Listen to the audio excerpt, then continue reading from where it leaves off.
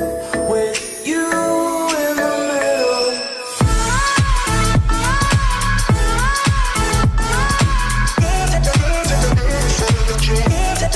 Not in your favor, not up yet.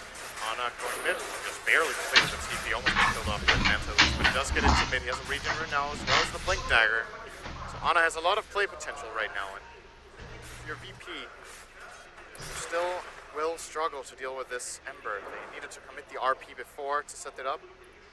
What do you think about this build coming on S4? Like, we're seeing Refresher Orbs, BKBs normally being the item of choice, but he's gone for the cooldown reduction, and on top of that, now building for the Octarine. Yeah, this is a build that has become a lot more popular recently. It ramps up everything you want to do with your hero, obviously. Lower cooldown on Midas, so you can keep scaling even faster toward the late game. The low cooldown on Black Hole is obviously the biggest appeal, but also lower cooldown on Midnight Pulse is very significant. So, I don't know, in a lot of cases, this is a great skill, or a great item build. I think in this game it's totally fine. The BKB doesn't really protect him against the Silencer anyway, so might as well get some good stats, really tanky on himself with that 16 armor plus the Greaves, and then all the health from the Octarine. He is not an easy kill. There goes Rush, Ana. Yeah. Virtus Pro, they did scan, but I think they also understood that that wasn't really a fight they were looking to take. They want OG to come to them, be in range. You check out the buybacks, you got Juggernaut as well as Crystal Maiden who have buyback. Everyone else is within 400 gold range of having their own buybacks. So Virtus Pro, they're hoping for a really good fight against OG, but how do you do this? Like when the Terrorblade is just hitting your base from range, everyone else from OG is holding back with Blink Daggers from range. How are you the ones to initiate without something like a Firefly Vision Granter? I think Blink Skewer is still their best bet. That's a long way to jump out, and you're probably going to get like 1 or 2 heroes, that's all.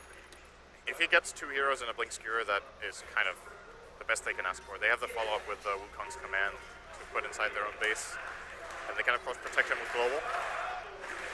Here they go again. It's not easy. S4, if he can blink a Midnight Pulse. Oh, Chirax was so close. He almost found the Monkey King. So a little bit of mana being committed. And the stone cooldowns. Yep. Currently sitting on 3 stones now on Earth. Not ideal, but still enough for the type of fight they want to take right now. Nortel's ready to engage. He's got the Talisman of Evasion, so they have to deal with this as well. As he pumps up that Metamorphosis, feeding into the melee racks. Fortification will protect it for the moment. Silencer, remember all these big ollies are up. Watch for his global silence time and the position of the Magnus around the south. He's ready to jump. Pasha needs a big one. They're not completely grouped up. Now the Wukong's command is out and he found them. He found 2, dragging him back into 3. It's the miracle fight right now for First Pro, but no! The Thunder from Nortel, it got off in time. They at least killed off the Enigma. Nortel, no more life to really fight with. He'll end up going down minute on the sidelines and Virtus Pro doing the work, but the Magnetize is burning through Virtus Pro. Ana back in, needs a little bit more chip damage. Able to do it, the Aegis Immortal will burn. He's got a defensive spirit, no one trying to camp it. There goes your attack, the Shockwave missing from Pasha. They want that Blink Dagger to remain on cooldown, but Ana's got the distance. But Pasha, hot pursuit, calls off the pursuit. They defend and hold their melee racks. Big RP from Pasha to protect their base there. You can feel the hope actually bleed into this crowd. And I don't know if this was the ideal jump for Ana, going in on the Crystal Maiden like that. She was standing next to the shrine and just popped it and was totally fine. And OG had to commit quite a bit after that setup that it eventually allowed Magnus to have. They just didn't have enough in the tank. If that Sunder, there's a really clutch Sunder from Notel in this fight, as you pointed out. If that doesn't come out, this fight actually goes really bad for him. You're going to see Notel and S4 get skewered into the Wukong's command here. Golem will allow for Sunder to come off together with that Manta style, but which does allow Notel to deal some decent damage. But you can see no one. No one's just a cannon on the back lines, protected by his BKB. They did bring down Ramses and the Crystal Maiden. So yes, VP hold. It is a gain for them, but it's not out. It's not a complete team wipe or an absolutely crazy outcome. Yeah, but it is a swing in their direction, and it is an Aegis down. Is their ability to defend without having to use buybacks, without having to expend too much money? So yes, Ramses does die, but he doesn't move backwards with the amount of farm he needs to finish up that butterfly himself. Instead of actually getting monkey, I'm pretty sure, by the way, did Monkey King have the Basher in that fight? I don't believe he did. He has it now. That last fight with the Basher in the Wukong's command, if they get an RP skewer like that into a Basher pit, that is...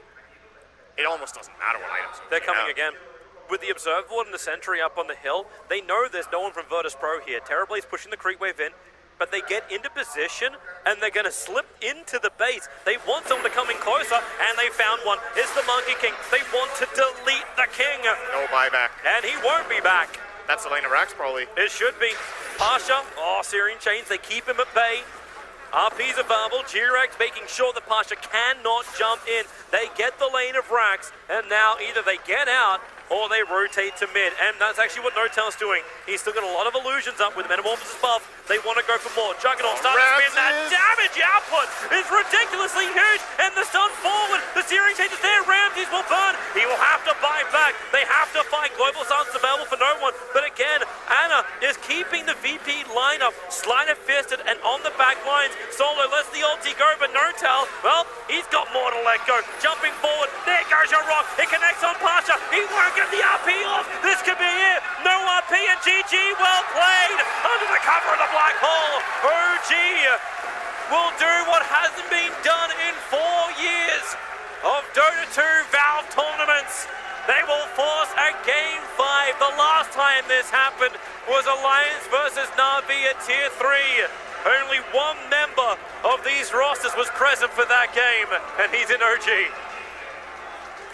OG just adapted very well this time around.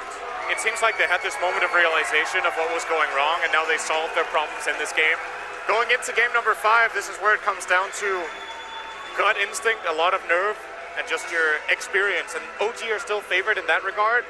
VP, can they find the right adjustments based on this game? I think the Warlock was an absolute key pick. Another thing it comes down to as well that we need to remember is, I believe there's going to be another coin toss.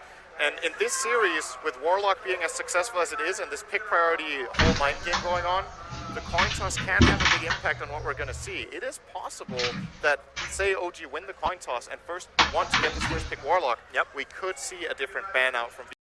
Gente, no se olviden de suscribirse, ver los videos anteriores y darle muchos likes a todos mis videos. Gracias.